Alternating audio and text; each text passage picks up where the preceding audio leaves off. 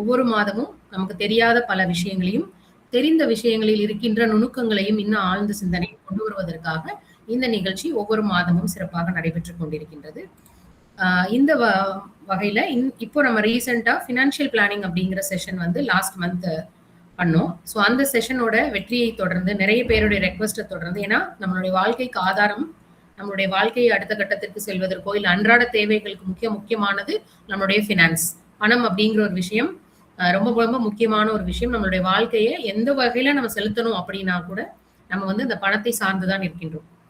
அதை எப்படி நம்ம கண்ட்ரோல் பண்றது, அதுக்கான தேடல்கள் என்ன, அதை சரியா எப்படி பாதுகாக்கிறது அப்படிங்கிற மாதிரியான விஷயங்கள், எப்படியா முதலீடு செய்யறது அப்படின்னு எல்லாருக்குமே அதற்கான சந்தேகங்கள் நிறைய இருக்கின்றது.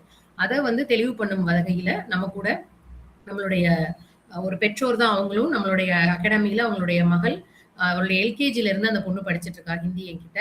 ஸோ ரொம்ப சந்தோஷமா இருக்கு. அவங்க ஒரு ஃபினான்ஷியல் இதுல இந்த நாலேஜை தனக்குள்ள மட்டும் வச்சுக்க கூடாது, இன்னும் நிறைய பேருக்கு சொல்லணும் அப்படின்னு சொல்லிட்டு அவங்களுடைய அந்த உந்துதல்னாலதான் இந்த செஷனுக்கே நம்ம ஏற்பாடு பண்ணோம். ரொம்ப தெளிவா போன மாதம் வந்து அழகான வகையில நமக்கு முதலீடுகள் பற்றியும் எதெல்லாம் தவிர்க்கணும் அப்படிங்கறத பத்தி ரொம்ப அழகா சொன்னாங்க. சரவணன் சார் ஐடில ஒர்க் பண்ணிட்டு இருக்காங்க. ஆனா அவங்களுடைய ஆழ்ந்த அந்த ஒரு இன்ட்ரெஸ்ட் அந்த டுவர்ட்ஸ் த ஃபினான்ஸ்க்காக எம்பிஏ ஃபினான்ஸும் படிச்சிருக்காங்க. அதுல அவங்க பண்ண அனாலிசிஸ் மூலமா என்ன கத்துக்கிட்டாங்கிறத நம்ம கூட பகிர வந்திருக்காங்க. So thank you so much Saravanan sir. We are so honoured and blessed to have you here in sharing your knowledge. So thank you for accepting this, and you are ready to do for the second time also, part 2. So thank you so much for that, sir. So now I'm handing over the session to Saravanan, sir. I also welcome all the participants who are interestingly joined for the session. Thank you all so much. So this session, we are first off on the sir will be giving all the details, and after that we'll have a question and answer session. So please all of you keep yourselves in mute. We are hearing some echo. So அது மட்டும் cooperate பண்ணுங்க, எல்லாருமே கொஞ்சம் மியூட்ல வச்சுக்கோங்க. அதுக்கப்புறம் நான் presentation share பண்றேன். Sir will start the session. Thank you all the audience for coming and joining us today. Thank you so much. Over to you sir. Thank you ma'am. அனைவருக்கும் வணக்கம். ஸோ மேம் சொன்ன மாதிரி நமக்கு ஏற்கனவே தெரியும், நம்ம வாழ்க்கைக்கு இப்போ இருக்க சுச்சுவேஷன்ல எல்லாருக்குமே வந்து மணின்றது ரொம்ப முக்கியம். சில பேர்கிட்ட மணி நல்லாவே இருக்கும், சில பேர்கிட்ட மணி கொஞ்சம் வர்றது கம்மியா இருக்கும். இருந்தாலும் எல்லாருக்குமே ஏற்கனவே சார் சொன்ன மாதிரி அதை மேனேஜ் பண்றதுல கொஞ்சம் டவுட்ஸ் இருக்கும். எங்க பண்றது, நம்ம என்ன எப்படி நம்ம வந்து அதை ஃபர்தரா சேஃப்கார்ட் பண்றதுன்னு இருக்கும். ஸோ ஒரு ஸ்டேஜ்ல வந்து நமக்கு வந்து மணியோட ரெக்குயர்மெண்ட் கேதர் பண்ற மாதிரி இருக்கும். சம்டைம்ஸ்ல வந்து நம்ம வந்து அதை ஹோல்ட் பண்ற மாதிரி இருக்கும். ஸோ அதுக்கு வந்து நம்மகிட்ட வர இன்கம்மை நம்ம ஃபர்ஸ்ட் எங்க இருந்து ஆரம்பிக்க போறோன்றதை அதை பத்தி நம்ம டிஸ்கஸ் பண்ண போறோம். மேம் அந்த பிபிடி ஷேர் பண்ணுங்க மேம்.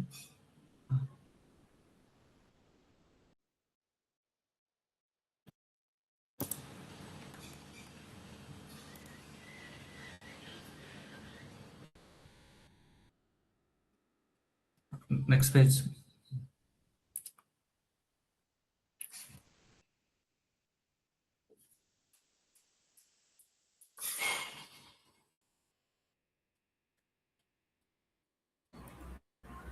கிளியரா இருக்கா சார்? இல்லை மேம், பிபிடி தெரியல மேம். உங்க இப்போ தெரியுது ma'am. Okay, sure. Can you all see the PPT now? One second sir. PPT தெரியும் எனக்கு தெரியல. Sorry, excuse me. I'll pin பண்ணிடுறேன் சார். நான் one second pin பண்றேன்.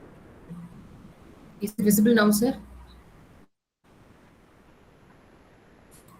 Yes ma'am. Yeah. Yes sir. Ma'am எனக்கு தெரியல, சாரி. ஓகே, இப்போ தெரியுது.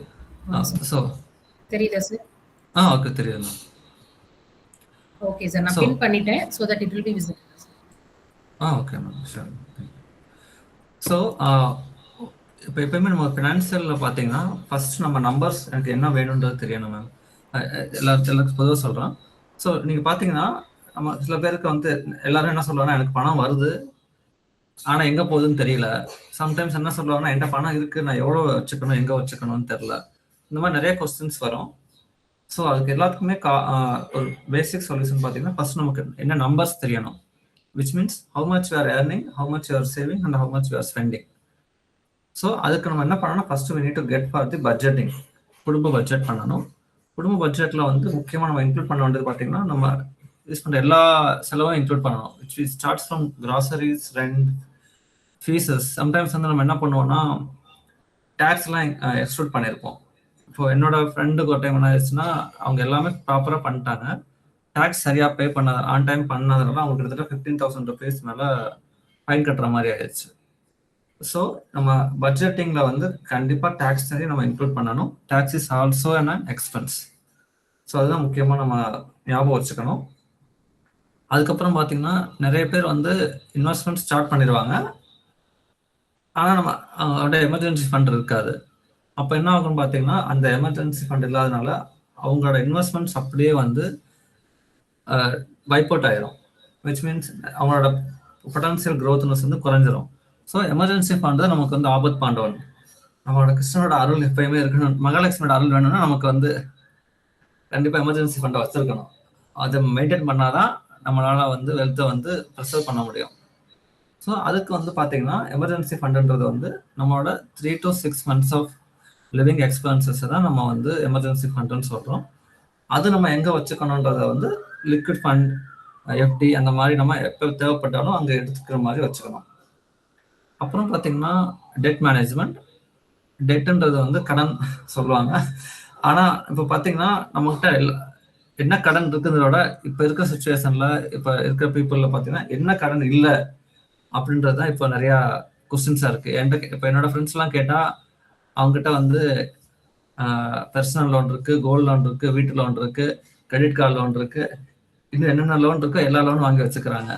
அப்படி பண்ணும்போது என்ன ஆகுதுன்னு பார்த்தீங்கன்னா, அவங்களோட இன்வெஸ்ட்மெண்ட் சொத்து வளர்றதுக்கு பதிலாக அவங்க வந்து யார்கிட்ட கடன் வாங்கியிருக்காங்களோ அவங்களுக்கு தான் சொத்து வளருது.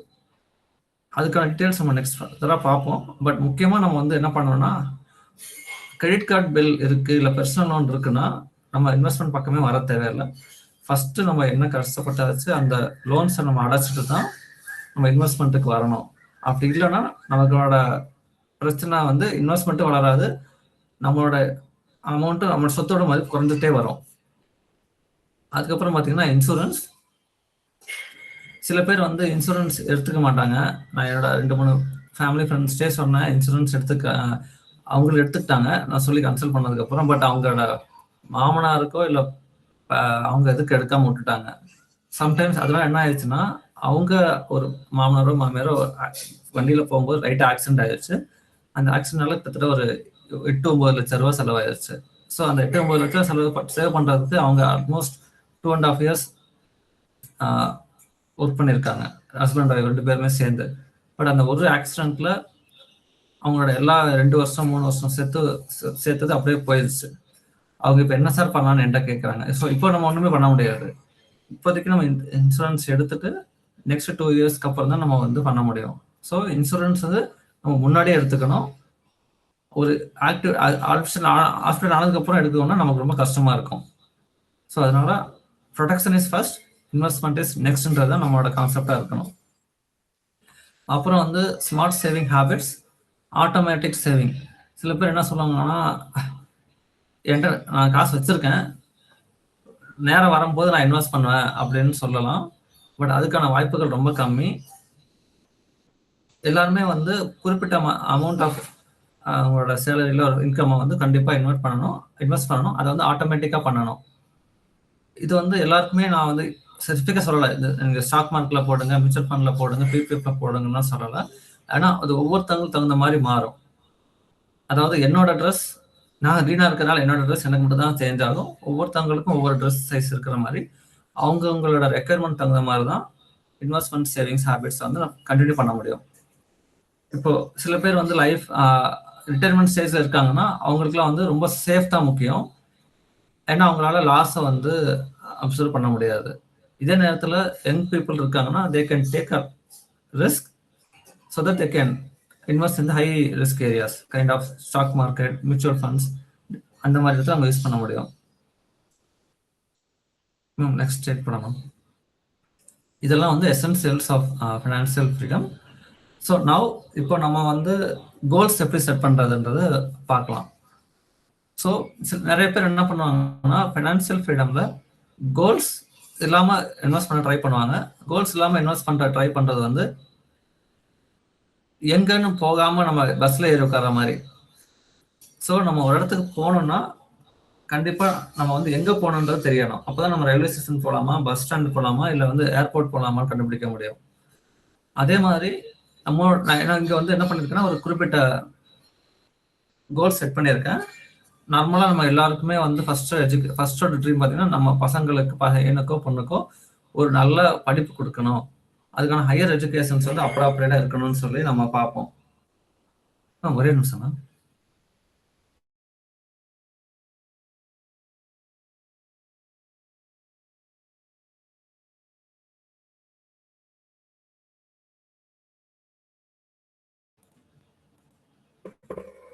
Sorry ma'am. இங்க அதுக்கப்புறம் பார்த்தீங்கன்னா நம்ம நெக்ஸ்ட் கோல் பார்த்தீங்கன்னா ட்ரீம் ஹோம். நமக்கு எல்லாருக்குமே ஒரு வீடு வாங்கணுன்றது ஒரு கோலா இருக்கும். ஆனா அது வந்து முன்னாடியே சில பேர் வாங்குவாங்க, சில பேர் வந்து 55 இயர்ஸ் 60 இயர்ஸ்க்கு அப்புறம் தான் வாங்குவாங்க. அது ரெண்டுமே ரொம்ப ரிஸ்கான சுச்சுவேஷன். ஏன்னா உங்களோட ரெண்டுத்துலயும் உங்களுக்கு யூஸ்ஃபுல்லா சம்டைம்ஸ் இல்லாம போயிடும். அதுக்கான ஒரு எக்ஸாம்பிள் பார்த்தீங்கன்னா என்னோட ஃப்ரெண்டோட அப்பா ஒருத்தவர் வந்து 62 வயசுல அவரோட பிஎஃப் எல்லாத்தையும் சேர்த்து வீடு வாங்கிட்டாரு, வீட்டுக்குள்ள போயிட்டாரு. ஆனா அன்பார்ச்சுனேட்லி அவங்க பையனால அவனுக்கு பையன் வந்து வெளிநாட்டில் இருக்கான், அவனுக்கு ஜாப் அங்கே லாஸ் ஆயிடுச்சு. அதனால அவங்க பையனால அவங்க பேரண்ட்ஸுக்கு வீட்டுக்கு பணம் அனுப்ப முடியல. இங்க என்ன ஆயிடுச்சுன்னா அவர்கிட்ட வீடு இருக்கு, ஆனா வருமானம் இல்லை. ஸோ கிட்டத்தட்ட அவங்க பையன் என்கிட்ட சொல்லி 2-3 பேர்ட்ட கடன் வாங்கி இப்போ அந்த கடன்ல தான் அவங்க வீடு ஓடிட்டு இருக்கு. ஸோ வீடு வச்சிருக்காங்க, பட் நிம்மதி இல்லாத சுச்சுவேஷனா லாஸ்ட் 2 இயர்ஸா அவங்களுக்கு இருக்கு. இது வந்து அவங்க இத்தனைக்கும் அவங்க வெளிநாட்டில் தான் இருக்காங்க, பணம் நல்லா சம்பாதிக்கிறாங்க, வீடும் இருக்கு, பட் ப்ராப்பரா மணி மேனேஜ்மெண்ட், எமர்ஜென்சி ஃபண்டோ அதர் ஃபண்ட்ஸ் இல்லாதனால எல்லா ஃபண்டையும் அவங்க ஒரே வீட்டுக்கு மட்டுமே செலவு பண்ணதுனால அவங்களால இப்போ வந்து சமாளிக்கவே முடியல. முக்கியமா பார்த்தீங்கன்னா வீடு கட்டி முடிச்சதுக்கு அப்புறம் அந்த கிரக பிரவேசம் ஃபங்க்ஷன் கூப்பிடுறாங்களா, அதுக்கு மட்டும் கிட்டத்தட்ட ஒரு 20 லட்ச ரூபா செலவு பண்ணியிருக்காரு. அதனால அவங்க இப்ப உள்ள போயிட்டாங்க, அவங்களால வந்து நிம்மதியா இருக்க முடியல. ஸோ அதுவும் பார்த்துக்கணும். Money management is essential for each and every steps. இன்னொன்று பார்த்தீங்கன்னா அதுக்கு அப்படியே ஆப்போசிட்டா இருக்கும் ரிட்டையர்மெண்ட் பிளானிங். இதே சுச்சுவேஷன் தான் எடுத்துக்கலாம். ப்ரீவியஸ்ல அவங்க வந்து ப்ராப்பரா பிளான் பண்ணி இருந்தாங்கன்னா இந்த நேரத்தை வீடு வந்து கொஞ்சம் சின்ன சைஸ்ல வாங்கியிருக்கலாம். அவங்க நல்லா பெருசா வீடு எதிர்பார்த்துட்டு வீடுக்குள்ளேயும் போயிட்டாங்க. ஆனா அவங்களால இப்போ வந்து 62-65 வயசு ஆச்சு. இப்போ இருந்து அவங்களால வந்து என்ன அவங்களோட மகனோடையோ இல்லை கடனையோ தான் எதிர்பார்த்துட்டு இருக்காங்க. ஸோ ரிட்டையர்மெண்ட் பிளானிங் பண்ணும்போது எவ்வளோ நமக்கு பணம் தேவைப்படும், அது எத்தனை வருஷம் நம்ம இன்வெஸ்ட் பண்ண போறோம், அது எப்போ நமக்கு வந்து பாசிவ் இன்கமா ரிட்டர்ன் வரும், அது எல்லாமே நம்ம வந்து ப்ராப்பரா வச்சுக்கணும். இல்லைன்னா அதுவும் நமக்கு வந்து பெரிய ப்ராப்ளம் ஆயிரும். முக்கியமா பார்த்தீங்கன்னா எல்லா பணத்தையும் எடுத்து பையனுக்கோ பொண்ணுக்கோ கொடுக்கறத வந்து கண்டிப்பா அவாய்ட் பண்ணணும் ரிட்டையர்மெண்ட் பீப்புள்ஸ். ஏன்னா சம்டைம்ஸ் அவங்களால திருப்பி கொடுக்க முடியலன்னா உங்களோட ரெக்குயர்மெண்ட்ஸ் வந்து ரொம்ப கண்டிப்பா இருக்கும். பையன் பணம் கொடுக்குறானா இல்லையோ, இல்லை பொண்ணு பணம் கொடுக்குறாங்க இல்லையோ, நம்ம வந்து மாசம் மாசம் செலவு பண்ணி தான் ஆகணும். வீட்டுக்கு வாடகை கொடுக்காட்டியும் வரி கொடுத்து தான் ஆகணும். அந்த மாதிரி சுச்சுவேஷன்ஸ் தான் இருக்கும். அப்புறம் பார்த்தீங்கன்னா next point is festivals and gold. நம்ம மணி மேனேஜ்மெண்ட் பண்ணும்போது ஃபெஸ்டிவல்ஸையும் கோல்டையும் நம்ம கணக்கில் எடுத்துக்க மாட்டோம்.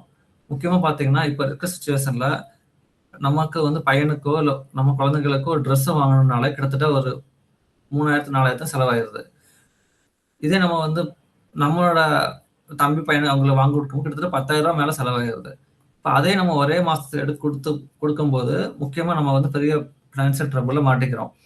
அப்புறம் வந்து நம்ம கோல்டு வந்து எப்படி வாங்குறது அப்படின்ற ஒரு சுச்சுவேஷன்ஸ் இருக்கு.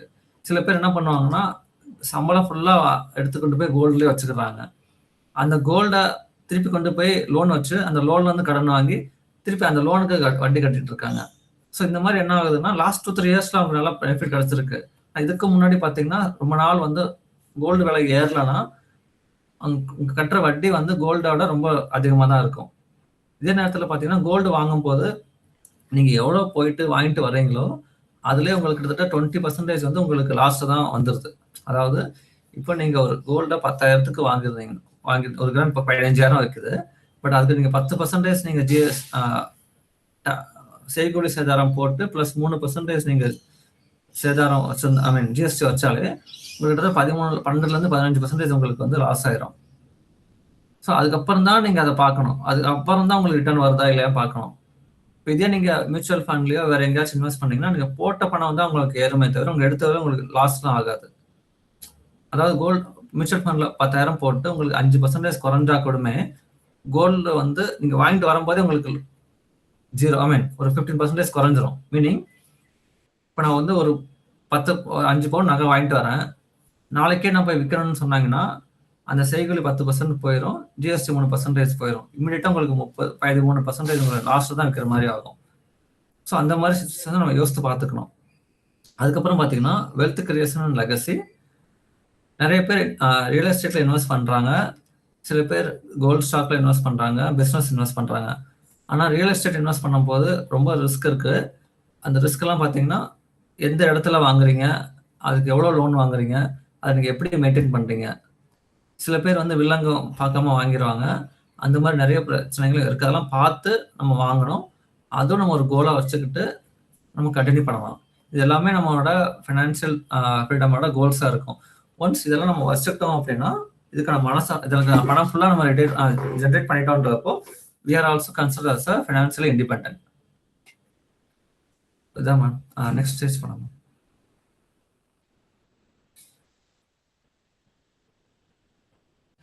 ஸோ ஃபினான்ஷியல் இண்டிபெண்டன்ஸில் ஃபர்ஸ்ட் ஸ்டெப் பார்த்தீங்கன்னா understanding our loans, how much you are paying to the lender.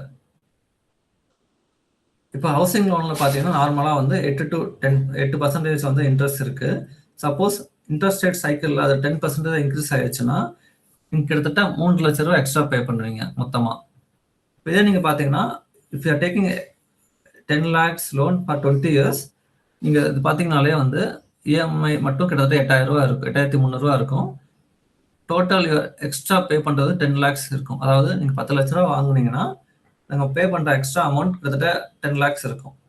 இதே 2% ஏறிடுச்சுன்னா வாங்கின 10 லட்சம் கடனுக்கு நம்ம கட்ட வட்டி மட்டுமே 13.25 லட்ச ரூபா வந்துடும். ஸோ இந்த 2% உங்களுக்கு பார்த்தீங்கன்னா கிட்டத்தட்ட 3 லட்ச ரூபா உங்களுக்கு டிஃப்ரென்ஸ் வரும். இதெல்லாம் நம்ம பெருசாக பார்க்க மாட்டோம். பட் இருந்தாலுமே இதெல்லாம் நம்ம பார்த்துட்டு அந்த சைக்கிள் தகுந்த மாதிரி நம்ம க்ளோஸ் பண்ணுறதுக்கு ரெடி பண்ணிக்கணும். கோல்டு லோன் பார்த்தீங்கன்னா ஆவரேஜாக 10% கொடுக்குறாங்க. சில இடத்துல சில லெண்டிங் கம்பெனிஸ்ல இது அதிகமாக தான் இருக்கும்.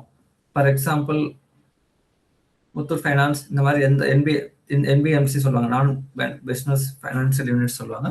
அந்த மாதிரி மணப்புறம் இந்த மாதிரி கம்பெனிஸ்ல வந்து உங்களுக்கு உடனே கிடைக்கும், பட் இன்ட்ரெஸ்ட் அதிகமாக இருக்கும். அப்படி எக்ஸ்ட்ரா இன்ட்ரெஸ்ட் வரும்போது நீங்கள் பே பண்ணுற அமௌண்ட் கிட்டத்தட்ட 35,000-40,000 மட்டுமே டிஃப்ரென்ஸ் வந்துடும், ஜஸ்ட் ஃபார் 2%. இதே நீங்கள் வந்து personal loan credit card loan பார்த்தீங்கன்னா 3 yearsல உங்களுக்கு வந்து 3 lakhs மேலே போயிடும் இன்ட்ரெஸ்ட் மட்டுமே. ஸோ இப்போ நீங்கள் பார்த்தீங்கன்னா 10 lakhs நீங்கள் வாங்கியிருக்கீங்க பர்சனல் லோன், 3 yearsக்கு வாங்கியிருந்தீங்கன்னா 18% உங்களுக்கு எல்லா சார்ஜும் கொடுத்து வாங்கிடுவாங்க. அப்போ பார்த்தோம்னா நீங்கள் 3.35 lakhs நீங்கள் கொடுக்குற மாதிரி வரும். இப்போ நீங்கள் 10 lakhsக்கு 3.35 lakhs அப்படின்னு சொன்னீங்கன்னா கிட்டத்தட்ட 35% உங்களுக்கு வந்து இன்ட்ரெஸ்ட் மாதிரி ஆயிடுது. ஸோ இவ்வளோ நம்ம கொடுத்தது வாங்கணுமான்றதை நம்ம யோசித்து தான் வாங்கணும். ஏன்னா என்னோட ஃப்ரெண்ட்ஸ் 2 பேர் என்ன பண்ணியிருக்காங்கன்னா வீடு வாங்குறதுக்கு பர்சனல் லோன் வாங்கியிருக்காங்க. ஸோ அப்போ என்ன ஆயிடுச்சு, அவங்களுக்கு வெல்த் கிரியேட் பண்ணுறதுக்கு பதிலாக அவங்க வந்து they're paying their wealth to bank. So both are different. So நம்மளோட இதெல்லாம் நமக்கு வர வேண்டிய வெல்த்து நம்ம வந்து பேங்க் கொடுத்துட்ருக்கோம். இதுதான் வந்து நம்ம முக்கியமாக பார்க்கணும் இன்வெஸ்ட் பண்ணுறதுக்கு முன்னாடி. நெக்ஸ்ட் ஸ்டேஜ் பண்ணணும். இது போகிறதுக்கு முன்னாடி மேம் ஒரு கொஸ்டின் கேட்டிருந்தாங்க. இதுக்கு முன்னாடி மேம் நீங்கள் பேக்ரவுண்ட் சொல்லிட்டு அந்த வீடியோ ப்ளே பண்ணுங்க மேம்.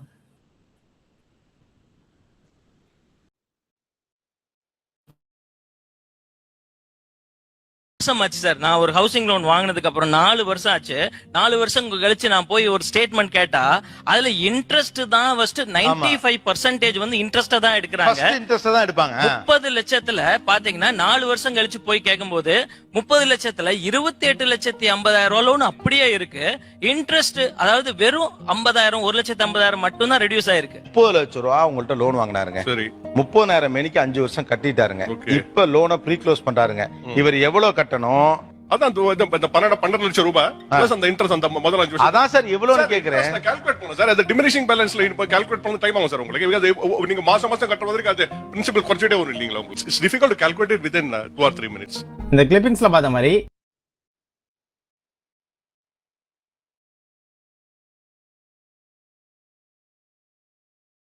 மேம் அந்த அடுத்த ஸ்லைடு போகலாம் மேம். இப்போ பார்த்தீங்கன்னா இப்போ நிறைய சார் 2-3 பேங்க்ஸ் ஜாயின் பண்ணியிருந்தீங்க. ஸோ அது உங்களை நான் எதுவுமே சொல்ல வரல, பட் ஜஸ்ட் ஒரு நம்பர்ஸ் தான். ஸோ இது வந்து எல்லாருக்குமே இது வந்து கொஞ்சம் கடிவாக தான் இருக்கும். பட் என்னடா இது நம்ம போய் ஒரு லோன் வாங்குறோம், நம்ம பே பண்ண போகிறோம், இதுக்கு எவ்வளோ நம்ம பே பண்ணுவோம், ஒரு வருஷத்தில் எவ்வளோ பே பண்ணணுன்ற கான்ட்ராக்ட்ஸ் நிறைய பேருக்கு இருக்காது.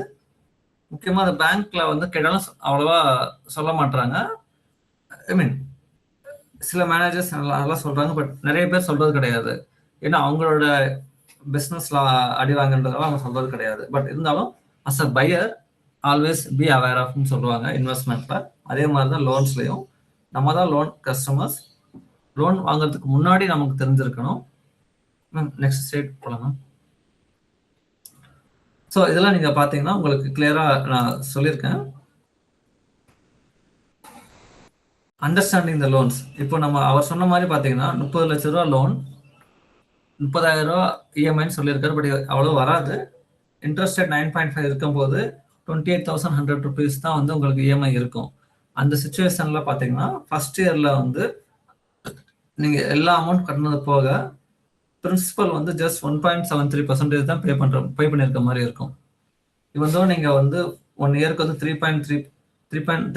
3.3 lakhs நீங்க பே பண்ணியிருந்தாலுமே ஒன்லி ஜஸ்ட் 1.13% தான் போயிருக்கும், விச் இஸ் பிரின்சிபல் ஆஃப் 52,000. இது பார்த்தீங்கன்னா இயர் ஆக தான் உங்களோட பிரின்சிபல் கட்டுற அமௌண்ட்டே சேர்ந்துட்டே வரும். ஆஃப்டர் 4 or 5 இயர்ஸ் பார்த்தீங்கன்னா 7% to 10% தான் போயிருக்கும். ஸோ 30 lakhs லோன்ல 26 lakhs 85,000 அவங்க சொன்ன மாதிரி 26 lakhs தான் போயிருக்கு. 4 lakhs தான் மொத்தமாகவே கட்டியிருக்காங்க. ஸோ இந்த மாதிரி நமக்கு வந்து ஒரு பேசிக் டீடைல்ஸ் முன்னாடியே தெரிஞ்சிருந்தா மட்டும்தான் நம்ம வந்து இன்வெஸ்ட்மெண்ட் பண்றதப்போ இன்வெஸ்ட்மெண்ட் பண்றதா இல்ல லோன் கட்டுறதா அப்படின்ற நமக்கு வந்து அண்டர்ஸ்டாண்டிங் கிடைக்கும். ஹோப் இது எல்லாருக்கும் ஒரு ஐ ஓப்பனிங்கா இருக்குன்னு நினைக்கிறேன். இந்த டீடைல்ஸ் இல்லாம மற்றபடி உங்களுக்கு வந்து பாத்தீங்கன்னா இயர் 1ல 1.73% இருக்கும். பட் ஆஃப்டர் த 10 இயர்ஸ் நீங்க 10 இயர்ஸ் கட்டினதுக்கு அப்புறம் கூட பிரின்சிபல் அமௌண்ட்ல ஜஸ்ட் 26.95% தான் கட்டியிருக்கோம். ஆனா இது வரைக்கும் நம்ம கட்டின அமௌண்ட்டே பாத்தீங்கன்னா 33 லட்சம் ரூபாய் இருக்கும். ஸோ நமக்கு வாங்கின லோன் 30 லட்சம் ரூபா, கட்டின அமௌண்ட் வந்து 33 லட்சம் ரூபா ஆஃப்டர் 10 இயர்ஸ். பட் கட்டின பிரின்சிபல் அமௌண்ட் வந்து பாத்தீங்கன்னா ஜஸ்ட் 26,000 தான், 26.9% தான் இருக்கும். ஸோ இந்த அண்டர்ஸ்டாண்டிங் நம்ம வச்சுக்கிட்டு தான் நமக்கு வந்து இந்த லோன் வாங்கணுமா கூடாதா அப்படின்னு சொல்லணும். இது எல்லாமே பார்த்தீங்கன்னா இன்ட்ரெஸ்ட் ரேட் 9.5% நான் அசியூம் பண்ணியிருக்கேன். ஆனால் இதே நீங்கள் பெர்சனல் லோன்லாம் வாங்கி இல்லை கோல்டு லோன்லாம் வாங்கி பண்ணும்போது இந்த ரேட் இன்னும் அதிகமாக தான் இருக்கும். நம்ம கம்மியாக தான் இன்னும் பே பண்ணியிருப்போம். ஸோ ஹவுஸ் லோன்றது ரொம்ப ஈஸி கிடையாது. முக்கியமாக நம்ம அதை வந்து நல்லா அண்டர்ஸ்டாண்ட் பண்ணிட்டு கன்சல்ட் பண்ணிட்டு தான் வாங்கணும். Thank you ma'am. நெக்ஸ்ட் ஸ்டேட் போகலாம் மேம். இன்னொரு நிறைய மித்ஸ் இருக்கும். லாஸ்ட் மந்தோட என் ஃப்ரெண்டு ஒருத்தவங்களுக்கு வந்து கால் பண்ணியிருந்தாங்க. அவங்க வந்து பேங்க் அக்கௌண்ட் ஓப்பன் பண்ண போகிறதப்போ அவங்க என்ஆர்ஐ அக்கௌண்ட் ஓப்பன் பண்ணணும்னு சொல்லியிருந்தாங்க. இப்போ நீங்கள் என்ஆர்ஐ அக்கௌண்ட் நீங்கள் பேங்க்ல ஓப்பன் பண்ணணும்னா சில பேர் வந்து நீங்கள் ஒரு பாலிசி வாங்கணும் இல்லை லாக்கர் வாங்கணும்னா பாலிசி வாங்கணும்லாம் சொல்லியிருக்காங்க. இது எல்லாருமே சொல்றது இல்லை, பட் நிறைய பேங்க்ல நடக்குது. இதெல்லாம் வந்து என்ன சொல்லலாம், மிஸ் செல்லிங்கிற மாதிரி கான்செப்ட் இருக்கு. கண்டிப்பாக அதை ஆர்பிஐல வந்து பண்ணக்கூடாதுன்னு சொல்லியிருக்காங்க. அதுக்கான ரூல்ஸே இருக்கு. நம்ம இந்த மாதிரி யாராச்சும் கேட்டாங்கன்னா கண்டிப்பா நீங்க கான்டாக்ட் பண்ணுங்க. நாங்கள் அதை எப்படி மேம்கிட்ட சொல்லுவாங்க, எப்படி ஹேண்டில் பண்ணணும் நம்ம ஃபர்தரா சொல்லலாம். அவங்களுக்கு yes I understand bankers also having targets, but அதனால நமக்கு தேவையில்லாத ப்ராடக்டை நம்ம தலையில யூஸ் பண்றதை வந்து நம்ம ஒத்துக்க கூடாது. அது என்னோட பாயிண்ட். இப்போ யூலிப்ல பாத்தீங்கன்னா நமக்கு வந்து என்ன சொல்றாங்க, யூனிட் லிங்க் இன்சூரன்ஸ் பிளான்னு சொல்லுவாங்க. இதுல பண்றதுல வந்து நிறைய ரிஸ்க் இருக்கு. லாக்இன் பீரியடும் கூட இருக்கு. அந்த பீரியட்ல நமக்கு வந்து ரொம்ப ரிட்டர்ன்ஸ் கம்மியா வரும். அதே நேரத்தில் நிறைய ஹிடன் ஃபீஸஸ் அதுல இருக்கு. நான் கால்குலேட் பண்ணி பார்த்தப்போ 1 லட்ச ரூபா பெர் இயர்ஸ் 12 lakhs பண்ணும்போது அவங்க கிட்டத்தட்ட நமக்கு வந்து 14.6 crores பக்கத்துல வந்து லாஸ் ஆகுது. அதாவது அதே அமௌண்ட் நம்ம இண்டெக்ஸ் 50ல போட்டு அதில் நம்ம வெயிட் பண்ணி இருந்தா கூட நமக்கு வந்து 15 கோடி தான் வர வேண்டிய அமௌண்ட் நம்ம just they're giving only for around 1 crores. So நமக்கு வந்து பார்த்தீங்கன்னா கிட்டத்தட்ட 15 கோடி ரூபா பக்கத்துல நமக்கு வந்து லாஸ் இருக்கும். பட் அது நம்ம இன்வெஸ்ட் பண்ணும்போது ஜஸ்ட் 1 year தான் 1 lakh தான் பெர் இயர் போடுறோம், மாசம் 8,000 தான் போடுங்க அப்படின்னு சொல்லுவாங்க. But down the line 40 years கழிச்சு பார்த்தீங்கன்னா உங்களோட வரப்போட அமௌண்ட் வந்து வந்திருக்க வேண்டிய அமௌண்ட் வந்து எக்ஸாக்டா ஆல்மோஸ்ட் 15 crores. இதை வந்து அசைந்த 12% வந்து ரிட்டர்ன் எக்ஸ்பெக்டேஷன் கொடுத்துருக்கேன் நிஃப்டி 50ல. பட் இந்தியாவில் நிஃப்டி 50யோட ரிட்டர்ன் வந்து பார்த்தீங்கன்னா 15 to 16% ஓவர் த இயர்ஸ் இருந்திருக்கு. முக்கியமாக யாராச்சும் உங்களை வந்து யூலிப் எடுக்க சொல்லி கேட்டாங்கன்னா கண்டிப்பாக ஓகே சொல்லாதீங்க. இது என்னோட தாழ்மையான கருத்து.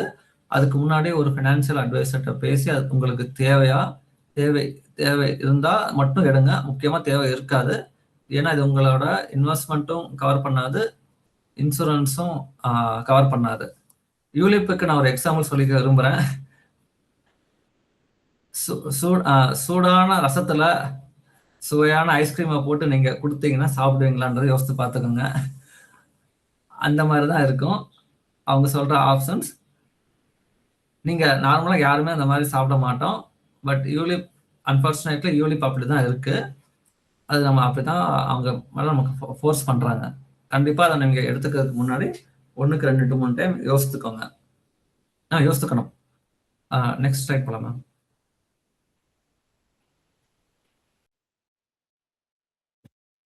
ஓகே, அப்போ நம்ம இப்போ நமக்கு இன்சூரன்ஸ் எமர்ஜென்சி ஃபண்ட் தெரிஞ்சிருச்சு, இன்சூரன்ஸ் வேணும்னு தெரிஞ்சிருச்சு, கோல்டு அதாவது லோன்ஸ் நம்ம என்ன பண்ணக்கூடாதுன்னு தெரிஞ்சிருச்சு. இப்போ இதெல்லாம் இல்லை, ஒன்ஸ் நம்ம settle down with respect to insurance and gold, நம்ம லோன் எதுவும் இல்லாமல் இருக்குன்றப்போ நம்ம வந்து கோயிங் பார்த்து இன்வெஸ்ட் பண்ணோம். அதுக்கப்புறம் இன்வெஸ்ட்மெண்ட்ல ஃபர்ஸ்ட் ஸ்டெப் பார்த்தீங்கன்னா நம்ம ஒரு 5 ஸ்டெப்பாக பிரிச்சுக்கலாம் நம்மளோட கோல்ஸை. சில பேருக்கு வந்து இமிடியேட்டாக ஒரு அமௌண்ட் தேவைப்படும். அது நார்மலாக பார்த்தீங்கன்னா emergency fund, hospital goals, important funds. நான் ஏன் இம்பார்ட்டன்ட் ஃபண்ட்ஸ் சொல்லியிருக்கேன், திடீர்னு ஒரு காது குத்து வரும், நம்ம கையில் காசு இருக்காது, திடீர்னு பக்கத்து வீட்டில் வந்து ஒரு ஃபங்க்ஷன் காசு கேட்பாங்க, அப்புறம் ஒரு ரிலேட்டிவ் காசு இருக்காது, நம்ம கடன் வாங்குற மாதிரி வந்துடுது. அதெல்லாம் நம்ம வந்து அவாய்ட் பண்ணுறதுக்கு எமர்ஜென்சின்னு சொல்கிறோம். ஷார்ட் டேர்ம் சொல்லுவாங்க. ஷார்ட் டேர்ம்னா இந்த வருஷம் கட்ட வேண்டிய டேக்ஸ், இந்த வருஷம் கட்ட வேண்டிய ஸ்கூல் பில்ஸ், இந்த வருஷத்துக்கான தீபாவளி செலவு, இதெல்லாமே வந்து பார்த்தீங்கன்னா ஷார்ட் டேர்மில் வரும். மிட் டேர்மில் வந்து நெக்ஸ்ட் இயர்க்கான இன்சூரன்ஸ் ஃபீஸ், நெக்ஸ்ட் இயர்க்கான ஸ்கூல் ஃபீஸ், நெக்ஸ்ட் இயர்க்கான ப்ராப்பர்ட்டி டேக்ஸ், அப்புறம் நெக்ஸ்ட் இயர் எங்கேயாச்சும் வெளியூர் போகிறோம், இல்லை கார் வாங்க போகிறோம், அந்த மாதிரி காரோ பைக்கோ ஏதாச்சும் சர்வீஸ் பண்ணணும், இதெல்லாமே பார்த்தீங்கன்னா மிட் டேர்மோட நம்ம கோலில் வச்சுக்கலாம். லாங் டேர்ம் கோலில் வந்து சில்ட்ரன்ஸ், நம்ம குழந்தைங்களோட காலேஜுக்கோ இல்லை வீடு வாங்குறதுக்கான டவுன் பேமெண்ட்டோ, இல்லைன்னா வந்து அவங்களோட மேரேஜ், அந்த டீட்டெயில்ஸ் கூட நம்ம வந்து இங்கே வச்சுக்கலாம். அதுக்கப்புறம் பார்த்தீங்கன்னா ஃபினான்சியல் ஃப்ரீடம் வரும். ஃபினான்சியல் ஃப்ரீடமில் பார்த்தீங்கன்னா நம்ம இதுக்கப்புறம் சம்பாதிக்கவே தேவையில்லை, அந்த மாதிரி ஸ்டேஜ் தான் ஃபினான்சியல் ஃப்ரீடம். இந்த ஃபினான்சியல் ஃப்ரீடம் முக்கியமாக பார்க்கும்போது ரிட்டைர்மெண்ட் பிளானிங் இருக்கும், நம்ம குழந்தைங்களோட மேரேஜோட எக்ஸ்பென்ஸும் அதெல்லாம் சேர்ந்து வந்துடும். ஸோ ஒன்ஸ் நமக்கு வந்து ரிட்டைர்மெண்ட் ஆனதுக்கப்புறம் மோஸ்ட் ஆஃப் த கேஸில் வந்து பார்த்தீங்கன்னா நமக்கு இன்கம் இருக்காது, எக்ஸப்ட் கவர்மெண்ட் எம்ப்ளாயிஸ் தவிர வேறு யாருக்குமே வந்து பென்ஷன் வராது அவ்வளோவா. இப்போ என்பிஎஸ் இன்வெஸ்ட் பண்ணியிருந்தாலும் மேபி வரலாம், அதோட அமௌண்ட் கண்டிப்பாக நமக்கு கம்மியாக தான் இருக்கும். அப்போது ஃபினான்சியல் ஃப்ரீடம் அப்போது நம்ம ரிட்டைர்மெண்ட்ஸ்க்கான இன்வெஸ்ட்மெண்ட்டை இப்போ ஏர்லி ஸ்டேஜ்லேருந்து ஸ்டார்ட் பண்ணணும். இதுதான் என்னோட ஸ்ட்ரக்சர்ட் அப்ரோச் சொல்ல வரேன். நெக்ஸ்ட் ஸ்டேஜ் போகலாமா?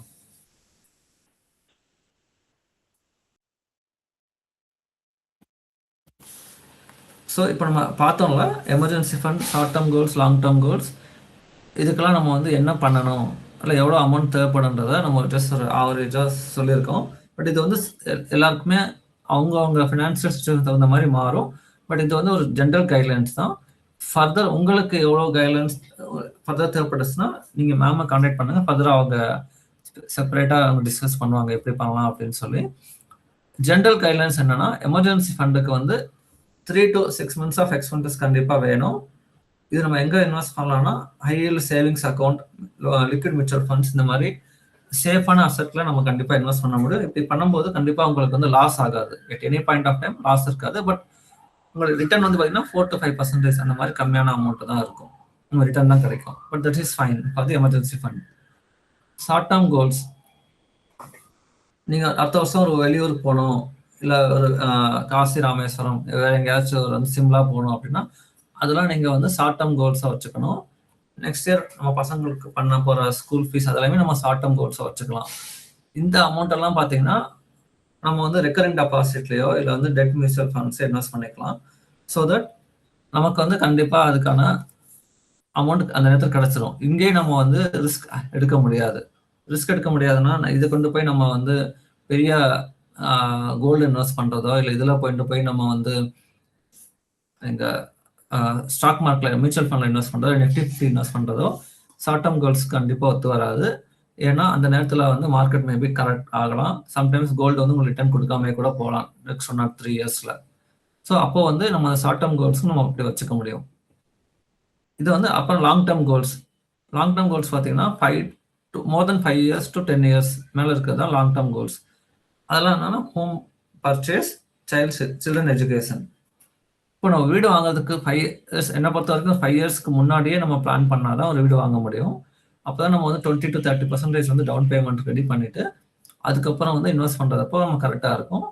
இதே தான் சில்ட்ரன்ஸ் எஜுகேஷனுக்கு. இப்போ நம்ம பையனுக்கோ பொண்ணுக்கோ 5 years to 10 பிறந்த இயர்ல இருந்தே நம்ம இன்வெஸ்ட் பண்ண ஆரம்பிச்சோம்னா ஜஸ்ட் நம்ம 10% ஆஃப் அவர் இன்கம் இன்வெஸ்ட் பண்ணாலே இந்த ஹோம் பர்ச்சேஸோ இல்லை சைல்டு எஜுகேஷனோ ரீசெண்டாக நம்ம எந்த ஒரு கடன் எல்லாமே வாங்கிடலாம். இப்போ நான்லாம் பார்த்தீங்கன்னா எஜுகேஷன் லோன் வாங்கி தான் படித்தேன். அது கட்டி முடிக்கிறதுக்கு எனக்கு கிட்டத்தட்ட 4-5 years மேலே ஆயிடுச்சு. அந்த ஒரு பர்டனை நம்ம பசங்களுக்கு கொடுக்கணுமான்றத நம்ம வந்து யோசிக்கணும். முக்கியமாக பொண்ணுங்களுக்கு இருந்துச்சுன்னா நம்ம கொடுக்கணுமா இல்லை நம்மளே வந்து பேர் பண்ணிக்கலாமான்றத நம்மளோட ஓன் இன்ட்ரெஸ்ட். பசங்களுக்கு வந்து லோன் இல்லாமல் படிக்க வைக்கணும்னா கண்டிப்பாக நம்ம இன்வெஸ்ட் பண்ணணும். முக்கியமாக 10 to 15% மினிமம் இன்வெஸ்ட் பண்ணாதான் இந்த கோலை அச்சீவ் பண்ண முடியும். அதுக்கப்புறம் last but not least retirement. இது வந்து நம்ம வீடு வாங்குறோமோ இல்லையோ, குழந்தைங்களுக்கு எஜுகேஷன் லோன் வாங்குறோமோ இல்லையோ, இல்லை அடுத்த வருஷம் நம்ம கார் வாங்குறோமோ இல்லையோ, இதெல்லாமே 2வது விஷயம். இது நடக்க சொல்ல முடியாது. ஆனால் ரிட்டையர்மெண்ட் கண்டிப்பாக நடந்தே ஆகும். ஒரு ஸ்டேஜில் நமக்கு வந்து வேலை இல்லாமல் தான் இருக்கும், இல்லைன்னா வந்து சம்பளம் குறைஞ்சிட்டே தான் ஆகும். அப்போ வந்து நமக்கு யாருமே லோன் தர மாட்டாங்க. இப்போ நமக்கு வந்து எல்லாரும் பேங்க்கும் வந்து வாங்க லோன் கொடுப்பாங்க. பேஸ்ட் ஆன் நம்ம சேலரி ஸ்லிப் எல்லாமே பார்த்து லோன் கொடுத்துருவாங்க. ஆனால் நமக்கு சேலரி வர்றது நின்னதுக்கு அப்புறம் யாருமே லோன் தர மாட்டாங்க. அப்போனா நம்ம என்ன பண்ணணும், ரிட்டையர்மெண்ட் கார்பஸ் ரெடி பண்ணி வச்சுக்கணும்.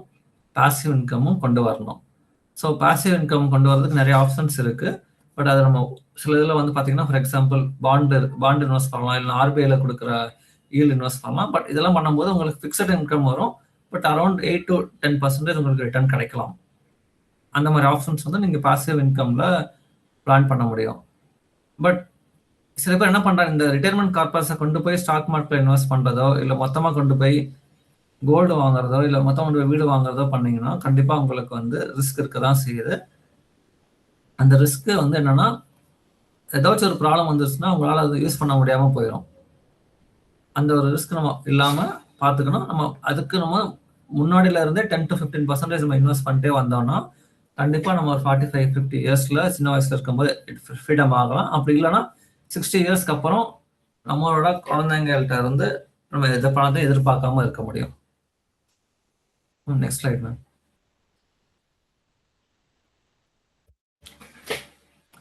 அப்புறம் அடுத்த இன்வெஸ்ட்மெண்ட் ஆப்ஷன்ஸ் சொல்கிறோம். சில பேருக்கு டவுட் இருக்கலாம், இடிஎஃப்னு ஏதாவது சொல்கிறாங்க, மியூச்சுவல் ஃபண்ட் என்ன சொல்கிறாங்க, இண்டிவிஜுவல் ஷேர்ஸ்ன்னு சொல்கிறாங்க, எல்லாமே வந்து காமன் தானே, என்ன டிஃப்ரென்ஸ்ன்னு சொல்லி ஒரு டவுட்ஸ் இருக்கும். ஸோ முக்கியமாக 1 by 1 வரேன். ஸோ இடிஎஃப்னா எக்ஸ்சேஞ்ச் ட்ரேடட் ஃபண்ட். இது வந்து நிஃப்டி 50 மாதிரி தான். ஒரு பேஸ்கெட் ஆஃப் ஷேர்ஸ் இருக்கும். அதில் வந்து ஒவ்வொரு யூனிட்டாக பிரித்து அந்த ஒவ்வொரு யூனிட்டுக்கும் வந்து அவங்க வந்து ஒரு அமௌண்ட் வச்சுருவாங்க. இதுக்கு ஒரு எக்ஸாம்பிள் பார்த்தீங்கன்னா கோல்டு பேஸ்ன்னு சொல்லுவோம்.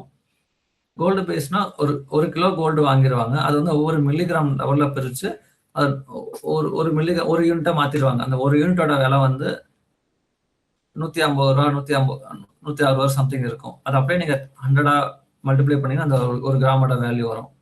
இப்போ 150 into 100 போட்டீங்கன்னா உங்களுக்கு வந்து 15,000 சம்திங் வரும். ஒரு எக்ஸாம்பிள் சொல்றேன்.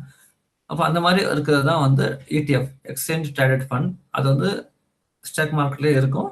அதுவும் நீங்கள் இன்ட்ராடே உங்களுக்கு தேவைப்பட்டால் வாங்கிக்கலாம். இதுக்கு வந்து நிறைய அட்வான்டேஜ்லாம் இருக்குது. நீங்கள் போய் அதை ஸ்டோர் பண்ணிக்கணும் அவசியம் கிடையாது.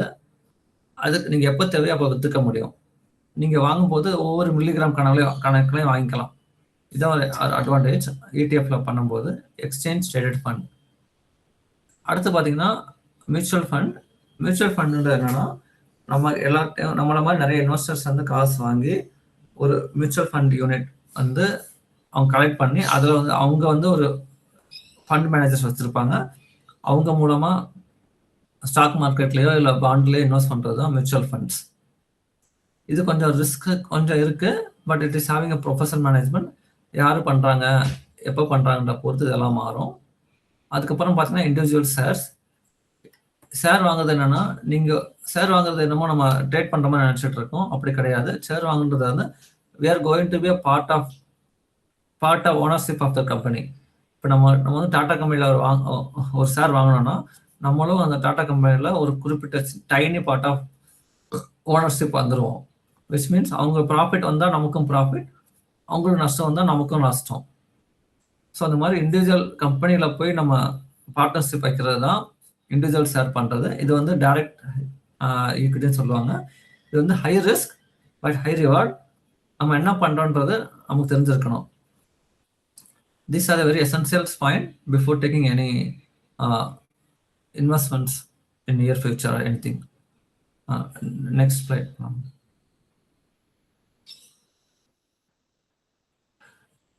இப்போ வந்து ஒரு எக்ஸாம்பிள் எடுத்துப்போம். ஒரு 3 ஃபேமிலி எடுத்திருக்கோம். நம்ம ஒரு ஃபேமிலியில் வந்து எனக்கு வந்து இந்த மாதிரி ரிஸ்க் எடுக்கலாம் பிடிக்காது, நான் ரொம்ப சேஃபாக பண்ணணும் அப்படின்னு சொல்லுவாங்க. இன்னொரு ஃபேமிலியில் வந்து கொஞ்சம் அக்ரெசிவாக போகிறாங்க, ரொம்ப சில பேர் டைவர்சிஃபையாக போகிறாங்க அப்படின்னு வச்சுப்போம். இப்போது கன்சர்வேட்டிவ் இன்வெஸ்டர்ஸில் வந்து என்ன பண்ணுவாங்கன்னா, ரொம்ப எனக்கு வந்து நான் எல்லா பணத்தையும் நான் FDயில் மட்டும்தான் போடுவேன், எனக்கு சேஃப்டி தான் முக்கியம் அப்படின்னு சொல்லுவாங்க. அப்படி சேஃப்டின்ற முக்கியன்ற என்ன ஆகும்னு பார்த்தீங்கன்னா, உங்களுக்கு பணம் சேஃபாக இருக்கிற மாதிரி தெரியும். ஆனால் இன்ஃப்ளேஷன் ஒன்று இருக்குது. லாஸ்ட் வீடியோவில் நான் சொல்லியிருந்தேன், கொஞ்சம் 10 வருஷத்துக்கு முன்னாடி ஒரு டீயோட விலை ₹3 ₹4 இருந்துச்சு. இப்போ ஒரு டீயோட விலை ₹20 இருக்குன்னு வச்சுக்கோங்க. அப்போது 5 times அதோட அதே டீ சைஸ் தான், பட் அதோட ப்ரைஸ் மட்டும் 5 times ஏறிடுச்சு. அப்போ நீங்கள் பேங்க் FDயில் போட்டிருந்தீங்கன்னா கண்டிப்பாக அதே அமௌண்ட்டு கண்டிப்பாக அந்த அளவுக்கு ஏறி இருக்காது. ஏன்னா இன்ஃப்ளேஷன் வந்து 7%, 8%, கொடுக்குற வட்டி வந்து அவங்களுக்கு 6% தான் இருக்கும். Which means every year we are losing 2%. அப்போ சேஃப்னு பார்க்கும்போது நம்ம கண்டிப்பாக லாஸ் இருக்க தான் செய்யும். அதனால நம்ம ரிஸ்க்கு எடுக்க கற்றுக்கணும். முக்கியமாக அது வந்து ஒரு வண்டி ஓட்டுற மாதிரி தான். ஒரு சைக்கிள் ஓட்டும் போது கண்டிப்பாக லைட்டாக நமக்கு அடிபடுற மாதிரி தான் இருக்கும். பட் அடிப்படாமல் ரொம்ப எடுத்தோடனே ரொம்ப ஸ்பீடாக போகாமல் நம்ம ஹெல்மெட் கொஞ்சம் நல்ல டயராக பார்த்து, நல்ல கம்பெனியோட பிராண்டாக பார்த்து வாங்குறது, அந்த மாதிரி பண்ணும்போது நமக்கு வந்து இம்பேக்ட் குறையும். ஆனால் கண்டிப்பாக நம்ம யாருமே நீங்களே ஓட்டியிருப்பீங்களா, வண்டி ஓட்டுறப்போ கண்டிப்பாக எப்பயாச்சும் ஒரு டைம் லைட்டாக அடிப்படை தான் செய்யும். அது அடிப்பட்டால் தான் நம்ம வெளியே போக முடியும். இல்லைன்னா வீட்டை விட்டு நம்ம வெளியே போக முடியாது. அந்த ரிஸ்க்கும் நமக்கு இருக்குது. இப்போ இன்னொரு கம்பெனியில் பார்த்தீங்கன்னா இது அப்படியே ஆப்போசிட். அக்ரெசிவ் இன்வெஸ்டர்ஸ் அவங்க வந்து நான் ரியல் எஸ்டேட்டில் மட்டும்தான் இன்வெஸ்ட் பண்ணுவேன், சில பேர் வந்து ஸ்டாக்ல மட்டும் தான் இன்வெஸ்ட் பண்ணுவேன்னு சொல்லி இருப்பாங்க. சிங்கிள் அசட்லேயே ரொம்ப இன்வெஸ்ட் பண்ணியிருப்பாங்க, கான்சன்ட்ரேட்டட் இன்வெஸ்ட்னு சொல்லுவாங்க. சம்டைம்ஸ் என்ன ஆகும் பார்த்தீங்கன்னா, உங்களுக்கு சில ஸ்டாக் எல்லாம் விலையே ஏறாது, 10 வருஷத்துக்கு விலை ஏறாது. என்னோட ஃப்ரெண்டோட அப்பா ஒருத்தர் வந்து சென்னையில் OMRல 2012 ஒரு வீடு வாங்கியிருக்காரு 11 வருஷத்துல. அப்பயோ வந்து ஒரு கிளம்பாக்கம் பக்கத்துல 40 லட்சம் 50 லட்சம் வீடு வாங்கிட்டாரு. அப்போ அந்த இருக்க சுச்சுவேஷன் 50 லட்சத்துக்கு. இப்போ பார்த்தீங்கன்னா 20 லட்ச ரூபா எக்ஸ்ட்ரா விற்கிது. மீனிங் 50 லட்சம் வாங்கின வீடை இப்போ அவரால் 70 லட்சம் மேலே விற்க முடியல, போக மாட்டேங்குது. மல்டி ஸ்டோரி பில்டிங் தான், ஏன்னா அது அப்பார்ட்மெண்ட் வாங்கிட்டாரு. ஸோ அவருக்கு 20 lakhs நீங்கள் ப்ராஃபிட்ற மாதிரி தெரியும். பட் 50 lakhs 12 இயர்ஸ்ல பாத்தீங்கன்னா கிட்டத்தட்ட 2 கோடியா மாறி இருக்கணும் compounding இன்ட்ரெஸ்ட்ல. 50 lakhs to 1 crore, 1 crore to 2 crores. ஆனா இப்போ கரண்ட் வேல்யூ பாத்தீங்கன்னா 75 lakhs இருக்கு. ஸோ அவருக்கு வந்து பாத்தீங்கன்னா கிட்டத்தட்ட 1.25 கோடி அவருக்கு நஷ்டம் அதுல. ஆனா அந்த வீட்டுல இருந்திருக்காரு, நடுவில் அங்கே வெளியே போயிட்டாரு. பட் இப்போ அவருக்கு வந்து பாத்தீங்கன்னா 1.25 கோடி நஷ்டம் சொல்லி இப்போ புலம்பிட்டு இருக்காரு. ஸோ அக்ரஸிவ் ஒரே வீடோ இல்லை ஒரே ஸ்டாக்கோ வாங்குறது ரொம்ப ரொம்ப ரிஸ்க் தான். சில பேர் என்ன பண்ணியிருப்பாங்கன்னா, அந்த எஸ் பேங்க்னு ஒரு ஸ்டாக் கேள்விப்பட்டிருப்பீங்கன்னு நினைக்கிறேன். 400 ரூபால இருந்து 4 ரூபா வரைக்கும் வந்துருச்சு. மீனிங் நீங்க 1 லட்ச ரூபா இன்வெஸ்ட் பண்ணியிருந்தீங்கன்னா அதோட விலை 4000 பக்கத்து வரைக்கும் வந்திருக்கு. ஸோ அந்த மாதிரியும் ரிஸ்க் இருக்கு. ஸோ எல்லா இடத்துலயும் ரிஸ்க் இருக்கு உங்களுக்கு. ஆனால் இதே வந்து நீங்க டைவர்சிஃபைட் இன்வெஸ்ட் எடுத்துக்கோங்க. அவங்க வந்து ஒரு குறிப்பிட்ட அமௌண்ட்டை வந்து மிக்ஸ்டு போர்ட்ஃபோலியோ வச்சிருப்பாங்க, எஃப்டி வச்சிருப்பாங்க, கேஷ் வச்சிருப்பாங்க, கோல்டு இருக்கும், மியூச்சுவல் ஃபண்ட் வச்சிருப்பாங்க. அப்போ பண்ணும்போது ஏதாச்சும் ஒரு அசெட்ல வந்து ப்ராப்ளம் வந்தா கூட they can manage with different assets. So last இயர்ல பார்த்தீங்கன்னா லாஸ்ட் 1 இயர்ல நாங்கள் கோல்டே வாங்கல, ஏன்னா அதுக்கு முன்னாடி நம்ம கோல்டு வாங்கி வச்சிருந்தோம். அப்போ அந்த கோல்டு இன்வெஸ்ட்மெண்ட் நமக்கு இப்போ வந்து ப்ராஃபிட் கொடுக்குது. இப்போ எங்க வீட்டில் யாருமே கோல்டு வாங்குறது இல்லை. ஒரு எக்ஸாம்பிளுக்கு சொல்றேன், என்னோட ஃப்ரெண்ட்ஸ் எல்லாருமே இப்போ நம்ம கோல்டு வாங்குறது இல்லை. ஏன்னா இப்போ கோல்டோட விலை 15,000 ரேட்ல இருக்கு. இப்போ இருக்கிற சுச்சுவேஷன்ல கோல்டு இங்கிருந்து ஏறதுக்கான வாய்ப்பு கம்மி, ஆனா மற்ற அசெட் வர்றதுக்கான வாய்ப்புகள் அதிகம் இருக்கு. எப்பயுமே வந்து ரிஸ்க் ரிவார்ட் ரேஷியோன்னு இருக்கு. அதெல்லாம் நம்ம அனலைஸ் பண்ணி தான் நம்மளோட ஃபேமிலி சுச்சுவேஷன் தகுந்த மாதிரி எந்த அசெட்டை செலக்ட் பண்ணணும்னு சொல்லி நம்ம டிசைட் பண்ணுவோம். அந்த மாதிரி பண்றதுக்கு தான் வந்து என்ன சொல்லுவாங்கன்னா, stable wealth builders buffered against major losses, which means என்ன ப்ராப்ளம் வந்தாலும் நம்மளால மேனேஜ் பண்ண முடியணும். அந்த மாதிரி நம்ம வச்சுக்கிறது தான் ஒரு டைவர்சிஃபைட் இன்வெஸ்ட்மெண்ட்ஸ்க்கு அழகு. அந்த மாதிரி பண்ணும்போது நமக்கு பொதுவாக லாஸும் வராது, அதே நேரத்தில் நமக்கோட ப்ராஃபிட்டும் ஒரு ஸ்டேஜ் இருந்துகிட்டு தான் இருக்கும், சேஃபாக இருக்கும். அவ்வளோதான் ma'am. Next stage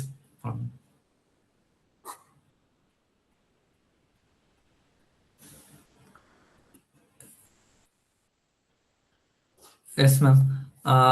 thank you every one for the time. At most 50 minutes ஆயிடுச்சுன்னு நினைக்கிறேன். ஒரு நேரம் எக்ஸ்ட்ரா எடுத்துட்டேன். பட் எனி ஓப்பன் கொஸ்டின்ஸ் சொல்லுங்க, டிஸ்கஸ் பண்ணலாம். Such a wonderful session, sir. சூப்பரா இருந்தது. So right from basic understanding about what is what அப்படிங்கிற கிளாரிட்டி இருந்தது சார் வித் யுவர் பிக்சரைஸ்டு ப்ரெசன்டேஷனில். ப்ளஸ் லாஸ்ட்டாக ஒரு comparison, so how a family can be safe அப்படிங்கிற ஒரு கம்பேரிஷனும் கொடுத்தது ரொம்ப நல்லா இருந்தது sir. Thank you so much. So now the forum is open for audience. You have any questions, make it short and clear so that sir can answer.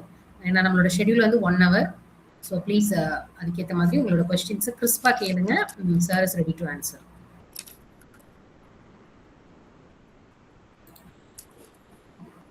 Please raise your hands. Yes sir. Kumar sir, you can ask sir.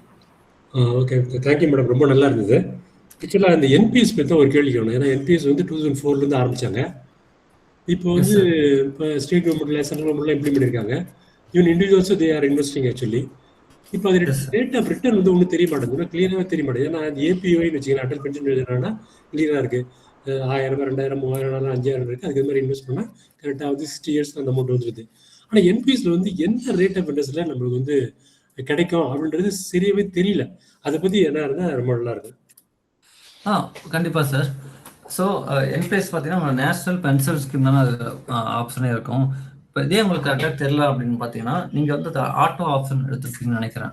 பொதுவாக auto option பார்த்தீங்கன்னா உங்களோட age தகுந்த மாதிரி உங்களோட returns வந்து ஒவ்வொரு ஃபண்ட்லேயும் இந்த ஃபண்டுக்கு move பண்ணிட்டே வருவாங்க. ஃபார் எக்ஸாம்பிள், நீங்கள் வந்து உங்களோட ஏஜ் 30 இருக்கீங்க அப்படின்னா 70% வந்து மியூச்சுவல் ஃபண்ட்லையும் 20% வந்து டெட் ஃபண்ட்லையும், இன்னொன்று வந்து ரொம்ப 10% வந்து கவர்மெண்ட் ஃபண்ட்ஸ்லையும் கொடுத்துருப்பாங்க. நமக்கு ஏஜ் அதிகமாக அவங்களே வந்து ஒரு ஃபண்ட்ல வந்து இன்னொரு ஃபண்டுக்கு மூவ் பண்ணிட்டே வந்துடுவாங்க.